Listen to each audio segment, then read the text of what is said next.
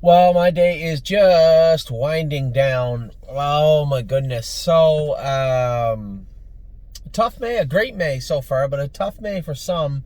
What do we have? Holy Chick got hurt last month, and I told you guys it was more than likely that she'd cracked a bone somewhere. She did. She had ended up with a chip, an OCD chip, behind her sesamoid, is what happened.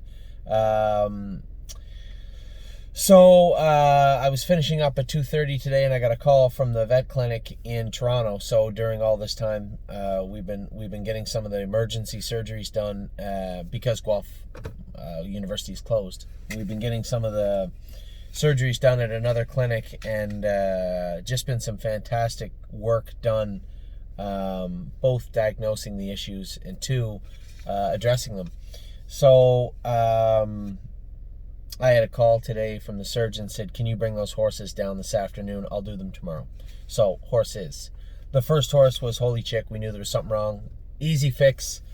Same type of time frame as Keystone Raven. They'll be ready, should be ready a little bit earlier. So I would say closing in on fall for Holy Chick. Sucks missing the summer, but at the same time, I'll get to a couple other horses in a minute. But as they grow, as they start to go through these massive growth spurts, you don't know if they're going to come out okay, or you're going to have to back off of them, or sometimes they can even get hurt.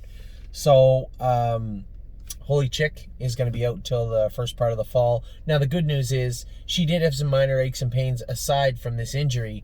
They'll all be healed up by the time she comes back.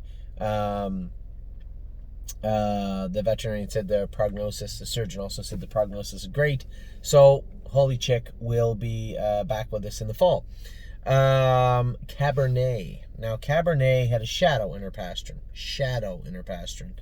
And that said, turn her out 6-8 weeks and get her rechecked.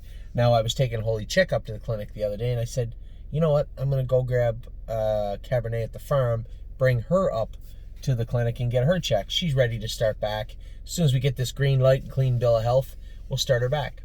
Get to the clinic, get her checked. She still has that line in her pastern. Now, the vet said some horses in that area, I guess, heal slower than others. She said, listen, if you don't mind, I'd like to send this x-ray to the clinic, where we had the surgeries done. They may want to put a screw in that pastern. Now, I heard that, and I went, oh, no. And both Orla at the surgeon at Toronto Equine Hospital and Melissa said the same thing. Well, Melissa pointed out, she said, Dr. Melissa McKee said, always be Mickey. Set a world record with screws in both his hind pasterns. So the idea that they won't come back to 100% is it's a moot point. It doesn't matter, they will. So now she was quick to point out that Cabernet may likely not also go in 46, but she will make a full recovery. So a little frustrating in the sense that it didn't heal properly the way we wanted it to. It still is a clean crack. So Orla's going to put that screw in tomorrow. Some more downtime, a little frustrating in that regard, but at the same time, horse has to come first, and it's pretty obvious, both to the vet and the surgeon, and then of course to me, what needed to happen. So Holy Chick went to the clinic. Cabernet went to the clinic. Now, because those two horses were getting dropped off, I asked Orla, could you, Barbie's crown is getting big, right? She was a small filly when we started. She's getting long and lanky. She's carrying a little puffiness in her ankles after we do her up. Could you take a look at this filly for us? So I took her down. She said, listen, there's nothing wrong. There's no broken bones. There's no tears that I can see. But at the same time, she's going to need some time, right? She's going to hurt herself. When you see, what's the best? Where there's smoke, there's usually fire. So, your only other recourse when you hear something like this from a professional like Orla would be to throw caution to the wind and say, oh, she doesn't know what she's talking about. There's a reason I brought the filly there. So obviously I had an inclination that there was something going on. You know, would she hurt herself for sure? No, maybe not. Lots of horses have puffy ankles. But at the same time, I'm looking at the transformation of this filly. Perfect example was Rose Run Why Not on Saturday. This filly could not have looked better than any horse I've ever had in May of their 2-year-old year. Her training, go back and look at her video from the other day. I looked at it 15 times since Saturday. She looked perfect. She looked great. Monday, favoring that right front just a little bit. And I watched her, and she was the first one when I got there. I wanted to make sure I went up and watched this filly. And this is not a horse I want to see have any head nod at all. So I brought her off the track. No heat in her knees, no heat in her feet. I twisted her, picked her up, flinched her knees, her legs. Couldn't get her to really react in any way. Put her on the trailer, brought her up. She's got a faint line in her knee also. These are things that come up as the 2-year-olds are training down. Now, an old horseman, had said to me once, well, if they have lines in their knees, you've gone too much with them. I'll disagree. I believe that that line that you see in May, keep in mind, we're 5 weeks from her first stake race, where she was probably going to have to trot, 58, 59, come a half and 57 and a piece, 58. No doubt in my mind she can do it. Obviously, it may be hard for me to sit here and extrapolate a 212 or 213 mile last half in 102 and a jog cart to 158, but you can tell talent. And it's late enough in the year, I'm telling you, Rose Run Why Not is a legit filly.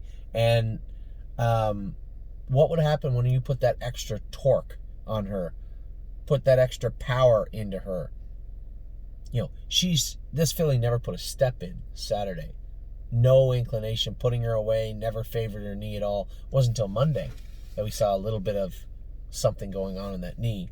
So my answer to the older horseman, and there's no way for either of us to be right or wrong, unless you're going to build a time machine first and go back and try it out. My answer to that is simple. This line in her knee will go away. She'll heal 100%.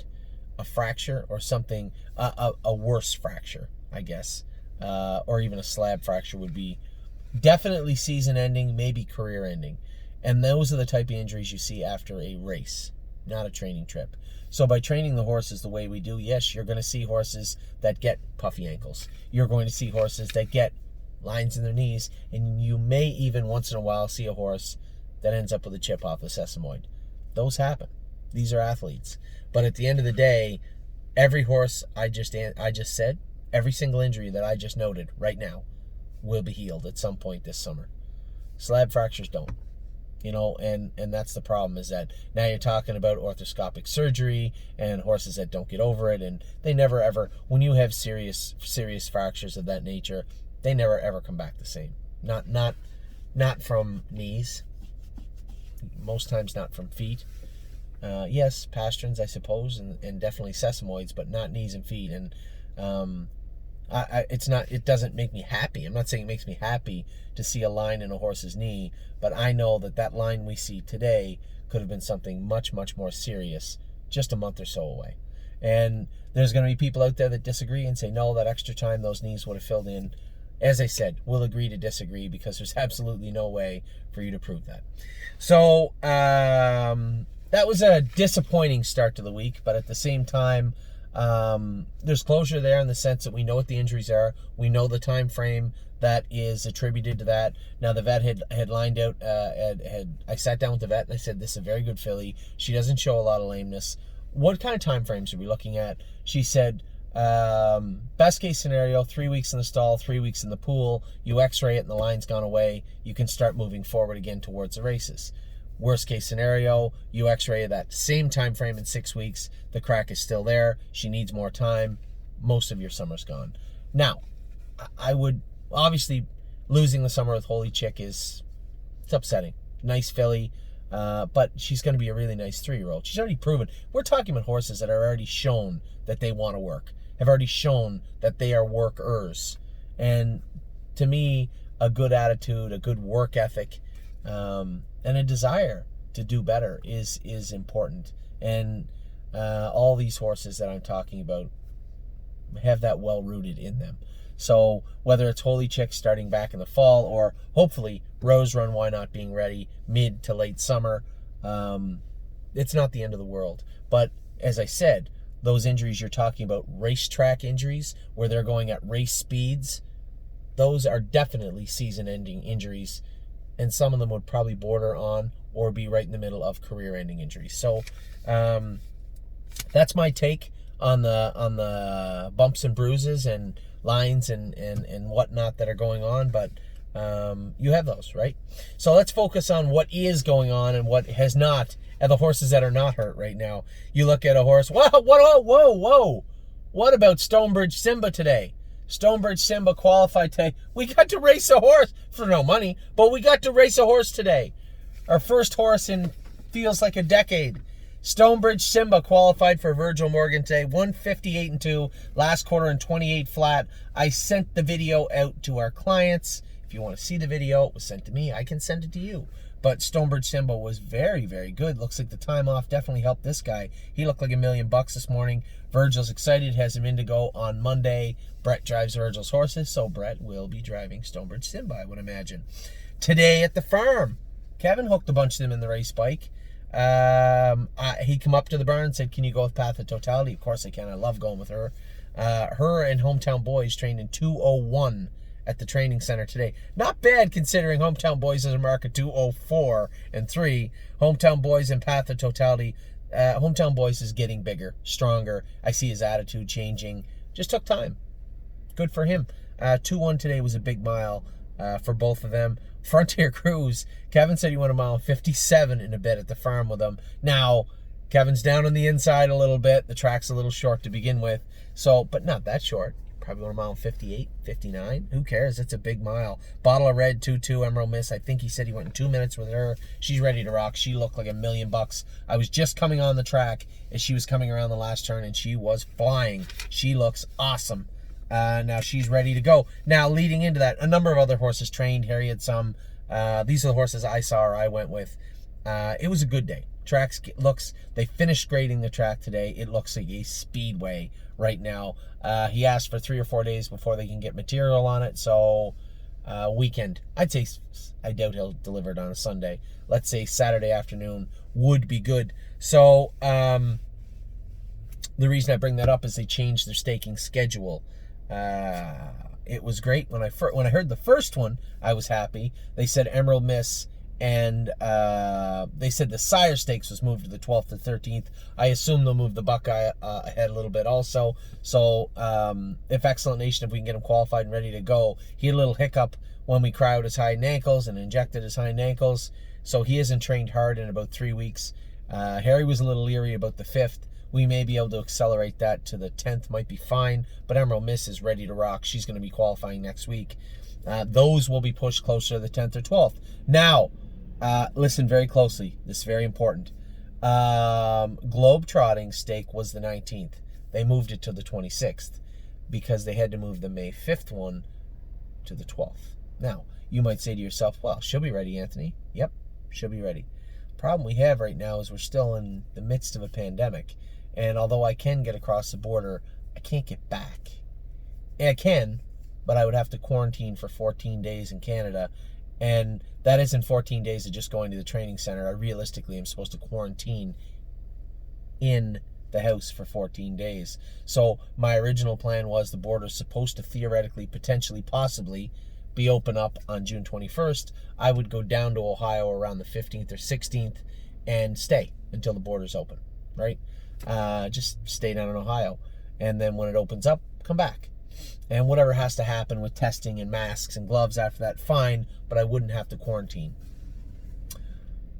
Globetrotting stake has now been moved. The one she missed, the one everybody missed, it's been moved to May the 12th. Now, that number, that date, may seem important to you because it is. May the 12th is the day of the baby schoolers. So here's the problem. Even if we moved around, even if I said, hey, James, go with the babies. Hey, James, or Mario, Jody, whoever, go with the babies. And I go to Ohio, I can't get back. I can't get back until till after they open the border. And then the next stake race for Globetrotting, Compass Rose DCAL Sun, and spend that money is on the 26th. That's 14 days. That's 2 weeks. I'd be in Ohio stranded in Ohio virtually for 2 weeks. So I'm just digesting all this now. I found out 4 hours ago that this had taken place. So realistically, what's going to happen is I'm not going to be there to drive globetrotting, spend that money, Compass Rose DC, and AL Sun on the 12th. Now, you may say to yourself, quietly, very quietly, that might be a good thing. Maybe it will, but it may not. Either way, whether it's good or bad, that's what's likely going to take place, is that I'm not going to be able to drive globetrotting and the other fillies on the 12th. So I do have a responsibility to everybody, and most importantly, our 2-year-olds that are coming up. We're working with globetrotting and the other horses. I mean, we're going to have them hung up and ready to go. Jason's going to be in Ohio.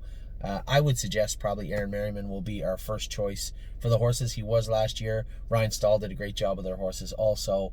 A number of really talented drivers. Now, am I worried about globetrotting? She is a little tricky. Yeah, it has crossed my mind.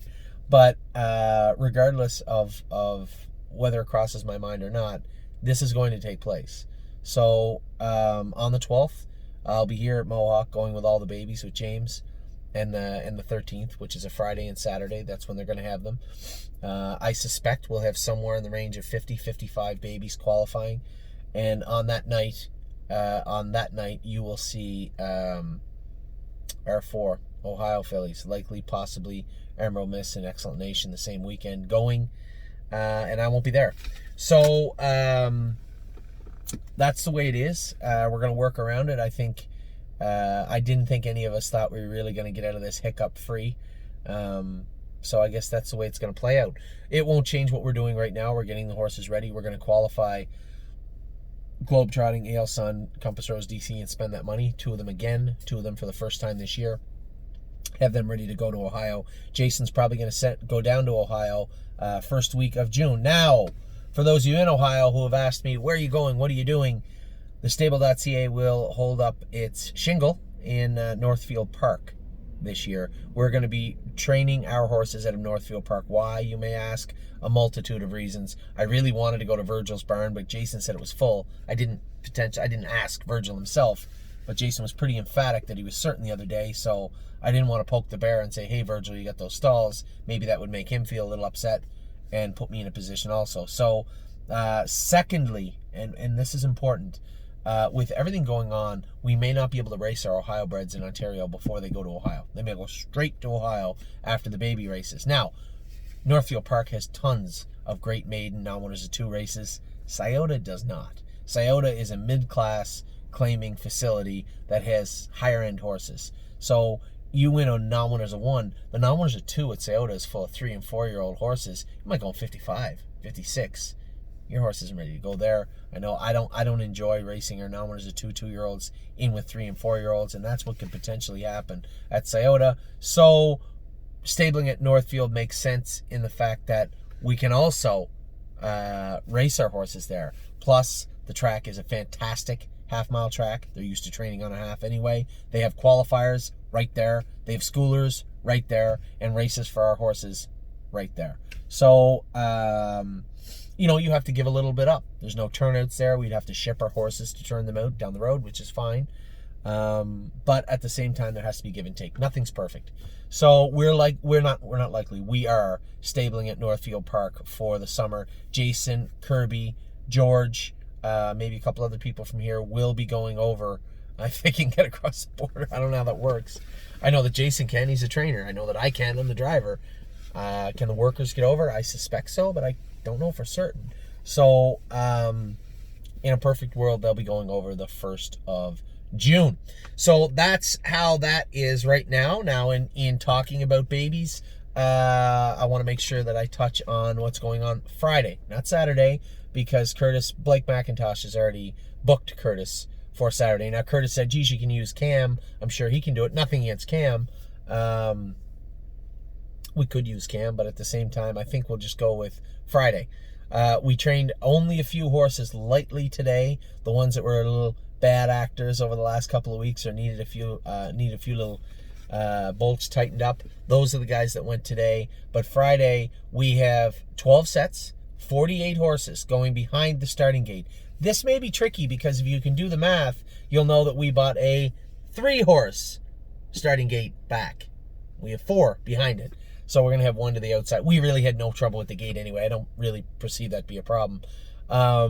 Johnny McKinnon, James McDonald, Mario Bergeron, and myself, Anthony, will go with all the horses. 12 sets of 4 will be going behind the gate. None of the 3-year-olds will be droning today. I think we're past that point now. They will be qualifying. First qualifier, everybody we need in will either be qualifying or racing on the June the 5th. So that is where we're at right now. Stonebridge Simba qualified today. He's going to be our first racehorse coming out of the pandemic, racing on Monday. We talked with some of the horses, some of the issues we had over the last week. Not a big deal. Now that it's done and taken care of, now it's just time. Bring them back, get them to the track. We talked about some of the horses that trained well today, especially Frontier Cruise, 57 in a piece. I went with Path of Totality. She was awesome. Hometown Boys was good. Bottle of Red and Emerald Mist, both very, very good today. We talked about the stake races. Bit of a crappy situation I'm in here. I simply can't do anything about it. I don't even know if I could fly. If I could say, well, we could get their first qualifiers in and then I could fly to Ohio. I'll tell you what I'll do. I will go through the trouble of looking to see if there's even flights. I don't even know. No one knows what's going on right now. I don't know if I can get across the border. I certainly don't know if I can get a flight. We're going to find out. All right, we'll find out. But as of right now, it looks like Aaron Merriman will likely be listed to drive the 4. For those of you in Ohio that have already figured this out in your head and said, what about Chris Beaver's horses? I have sent Aaron Merriman a message. How are Beaver's horses? Are they going to be in the first gold? If Aaron Merriman can't drive them, fine. Ryan Stahl did a great job for us. Josh Sutton has driven for us in the past. There's a number of Ronnie Wren. There's a number of drivers. Brett Miller, he'll likely be taken, but there's a number of drivers that will be happy to do the job. For us. So I won't be there on the 12th. That may be a good thing. That may be a bad thing. But hopefully we can at least see everybody waving to us in the winner's circle. That would be good regardless. So that's the bad news. Baby races will have around 50-55 horses between June 12th, June 13th. Sucks for you because you're not allowed to be there. I suspect it will still be, I don't suspect, I know it will be a skeleton crew only allowed at Mohawk during that time. And this Friday, we have 48 horses going behind our starting gate for our drone day. Probably going to see a lot of miles of 2.6, 2.7, 2.8. That should be right around where we are going. If it looks like it's getting dark, it's because it's getting dark. It's 9 o'clock. I'm sitting in my car. Just finished running around. It's 9 o'clock at night. I'll be sending this video to you guys right away. Hope you're having a good week. Didn't start off great, but you know what? We'll overcome. Nothing catastrophic, nothing horrible happened this week. A few little hiccups. We'll get through it together. This is almost over. It's almost time to get back racing. It all starts on Monday in Scioto with Stonebridge Simba. Take care. Stay safe. I'll talk to you guys very soon.